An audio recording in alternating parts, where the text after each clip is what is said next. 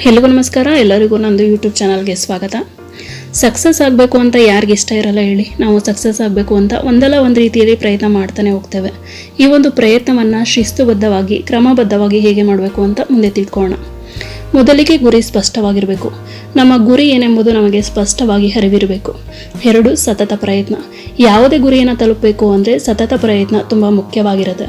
3 hard work ಮತ್ತು smart work. Hard work ಜೊತೆಗೆ smart work ಕೂಡ ಯಶಸ್ಸಿನ ಗುಟ್ಟು. 4 ಯಶಸ್ಸಿನ ಹಸಿವಿರಬೇಕು. ನಮ್ಮ ಗುರಿಯನ್ನು ನಾವು ತಲುಪಿ ಯಶಸ್ವಿಗಳಾಗಬೇಕು ಅಂದರೆ ನಮ್ಮಲ್ಲಿ ಯಶಸ್ಸಿನ ಹಸಿವಿರಬೇಕು. ಅದು ನಮ್ಮನ್ನು ಕಾರ್ಯೋನ್ಮುಖರಾಗಲು ಉತ್ತೇಜಿಸುತ್ತೆ. 5 ಸೋಲಿನ ಬಗ್ಗೆ ಭಯವಿರಬಾರ್ದು. ಸೋಲೆ ಗೆಲುವಿನ ಮೆಟ್ಟಿಲು. ಹಾಗಾಗಿ ಯಶಸ್ಸಿನ ಹಸಿವಿರುವವರಿಗೆ ಸೋಲಿನ ಭಯವಿರಬಾರ್ದು. ಸೋಲನ್ನು ಯಶಸ್ಸಿನ ಮೆಟ್ಟಿಲಾಗಿರಿಸಿಕೊಂಡು ಯಶಸ್ಸಿನ ತುದಿಯನ್ನು ತಲುಪಬೇಕು. ಸೋಲಿನಿಂದಿರುವ ತಪ್ಪಿನ ಅರಿವನ್ನು ಪಡೆದು ಆ ಅನುಭವವನ್ನು ಯಶಸ್ಸಿಗಾಗಿ ಬಳಸ್ಕೊಳ್ಬೇಕು.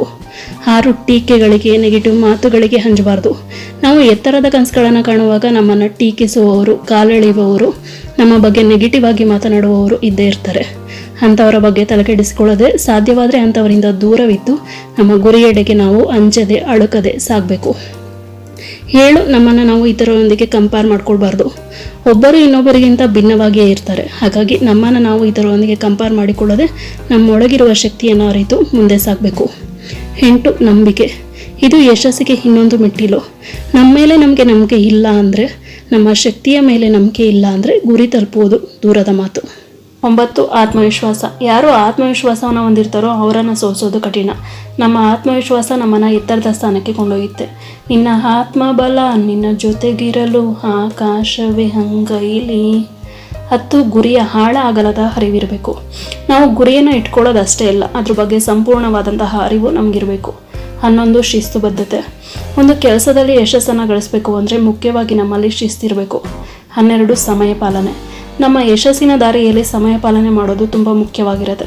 ಕಳೆದು ಹೋದ ಸಮಯಕ್ಕೆ ಚಿಂತಿಸಿ ಫಲವಿಲ್ಲ. ಹಾಗಾಗಿ ನಮ್ಮ ಕೈಯಲ್ಲಿರುವ ಸಮಯವನ್ನು ಸರಿಯಾದ ರೀತಿಯಲ್ಲಿ ಉಪಯೋಗಿಸಿಕೊಂಡು ಯಶಸ್ಸನ್ನು ತಲುಪಲು ಪ್ರಯತ್ನಿಸಬೇಕು.